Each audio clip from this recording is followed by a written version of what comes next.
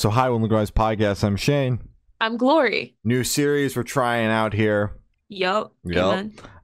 Throwback reviews, which I mean, it is in the sense of it's stuff that has come out previously, but it's just, you know, whatever we're thinking about talking about that you know, we don't get to talk about on the podcast because the live stream we do every week is just the current stuff. But you know, Gloria and I have been talking a little bit. We're like to dive into some stuff that we've either missed or stuff that came out, you know, long before this podcast was even a thought. Yeah. So, you know, ironic that we're calling it Throwback Reviews because we're starting out with a record that we absolutely could have covered on here because it came out in 2022. But after our review of their most recent record, Keep Me Fed, there were a lot of requests for us to review the entire discography, which we will be doing. Stay tuned to the channel because it's kind of how we're starting out the series is with the Warnings discography. But we're starting out with their record that came out in 2022, the Warnings Error.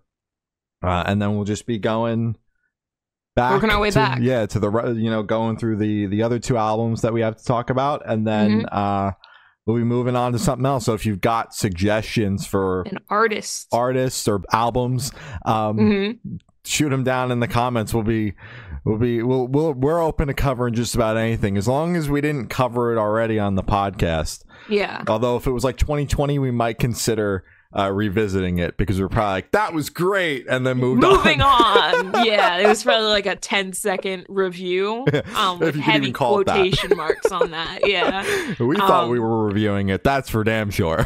Oh yeah, we thought we were doing great. We were like, yeah, it was 10 hours worth of music, we can review all that. And you know, 10 seconds of reviews. It was awesome. It was great. Yeah, so we'll diving right in.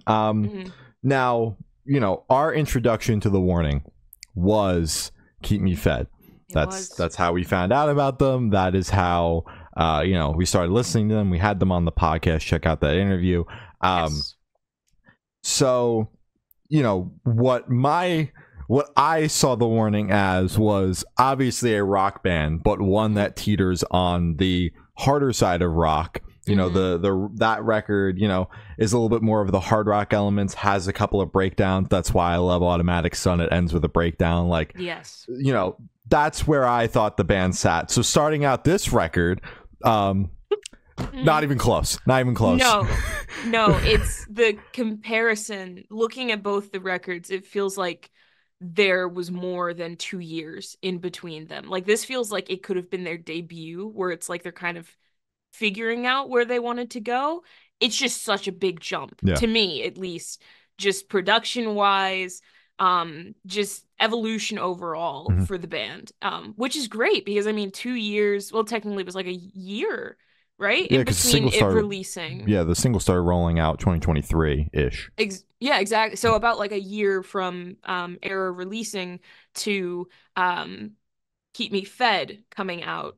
It's a great evolution. It's fucking awesome to see. Yeah, the evolution, it's happening so fast. And, you know, we're not obviously going to sit here and compare the two, but that is our introduction. So, like, starting out this record and it, like, opening up with the definition of a rock song, like a standard rock song, I was like, all right, like, we're into it. I was the one that, you know, really left Keep Me Fed being like, this band is incredible. And that album has really been on loop for me since you know, first hearing it around the time of release. So, you know, I haven't really dove into much of their other discography. I've just been spinning Keep Me Fed. I've watched a couple of the music videos from the Error era, but Money was like the song on the record that I had heard multiple times because it came on in radio in Spotify radio after Keep Me Fed finishing. So like that was the one song that I knew wholeheartedly going into this record. And like the single to me, which it was a single, but it's like the single to me, because that's probably the weirdest thing about like starting the series is like we'll be talking about records that we have thousands of hours put into literally, but then we'll be listening to records where it's like we typically have that introduction with the singles, but like obviously there were singles for it, but we didn't hear any of it going in, and that's one of these records. So yeah, it opens up, you know, standard standard rock, and I'm just like, whoa, okay. For me on the first listen, it was a slow start, because I was just like kind of going through it like I'm like, this isn't the Warning that I discovered like a month ago. What the fuck is going on? But I stuck with it, got to Money, which is kind of was a turning point for me in the record for more than one reason. One, because I feel like it's a shift. There's this build up to where like now the record is coasting at a high for a very long time, but it's also to me the most familiar song, and also probably my favorite. It's so fun and catchy. So once we got there, I was like, all right, now like I'm sold. And then Amor came on after that. And that's a song that starts slow but builds up very quickly. So like once we got there, I'm like, you got me sold. You got me sold. Yeah, then you're just coasting. Yeah, so you're coasting for a while. 23 is where it starts to dip down again, and is also the first song on the record that Pau is lead vocals, and it's like there's that shift right there, and I'm like, I love it. That's keep it going. Yeah, that's something that we didn't get on Keep Me Fed, which was Pau on lead vocals. So she's on she's singing all of the slow songs on the record, which the end of the album, it's just like they A-B it. 23 is slow, Kool-Aid Kids is fast, and then they just A-B it to the end.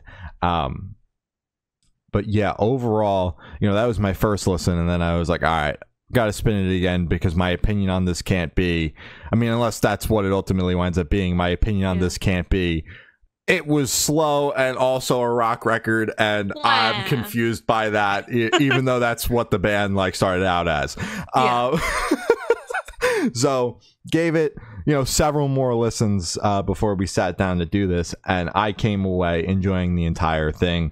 Not the typical like genre that I go for. If you look at what we do on the podcast, it's very much my taste. And that's kind of where it's adapted. So we talk about the metal and the hard rock and the alternative and all that shit. So like the standard rock is what I grew up on, but not what I listen to these days. But I came away really enjoying this record. They're fantastic songwriters. Absolutely. Even the slow songs, which I'm glad that they kind of they don't just slap them all on at the end and it's like, all right, here's the snooze fest. They like still kind of keep the energy up. Like 23, coming off of Z, which is such a high energy track, going into 23, and then they pick it right back up with Kool-Aid Kids, which kind of feels like similar to Money to me, like in the way it is sonically. Is like another high point for me on the record. So like having those extreme lows and then those extreme highs and just picking up the energy right away makes me okay with the amount of slow songs on the record. There's only 3, but sometimes that's a problem for me, so I'm here for it. So you're on board this time. That's good.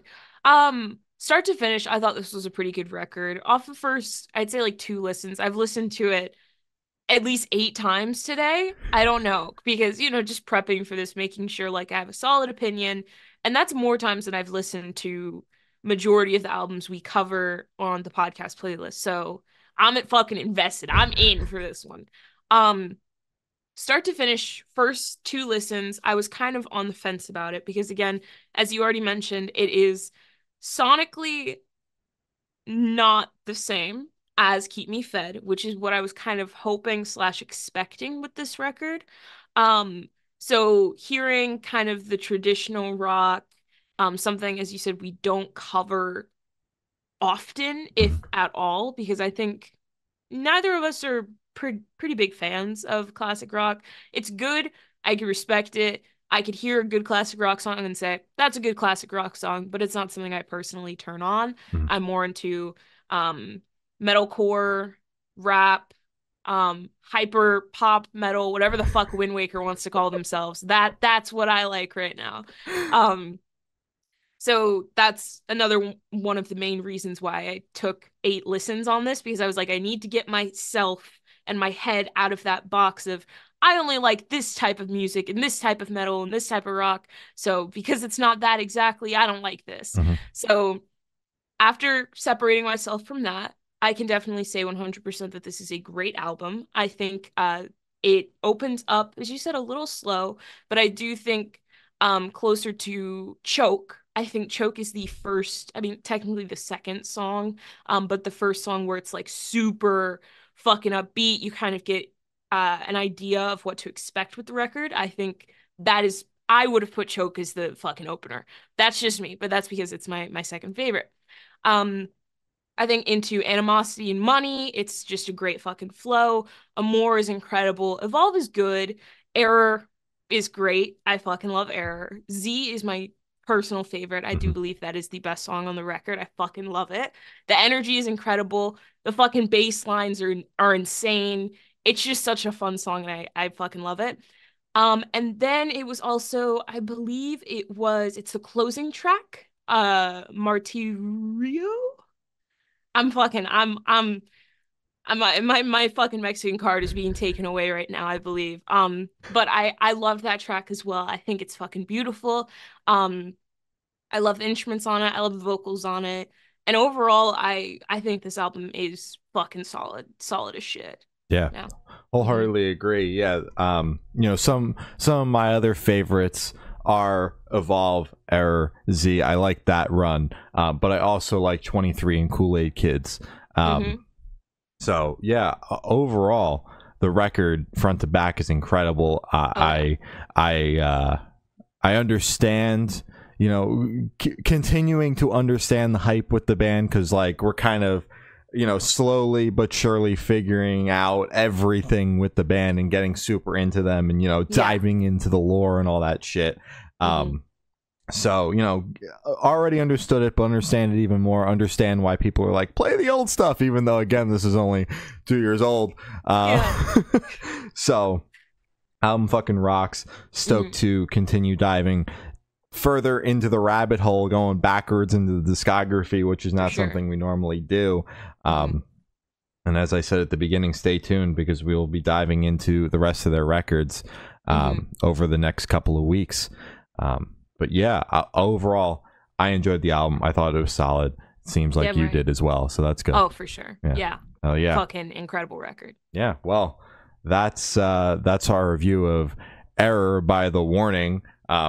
As I said, check out our review of Keep Me Fed and Hmm. our interview with the band, chatting about Keep Me Fed. Links to Hmm. those down below. You can follow us on all the social media. It's Good Noise Podcast, and we'll see you next week for another throwback review. Yes. Yeah. And if you enjoyed this and you are waiting for the other reviews, make sure to subscribe and turn on notifications, as our throwback reviews will be released weekly. Yes. So, keep your ear to the ground. Yes. Hell yeah. Well, that's all we have today. I've been Shane. I have been Glory. And we have been the Good Noise Podcast. See you when we see you. Bye. Bye.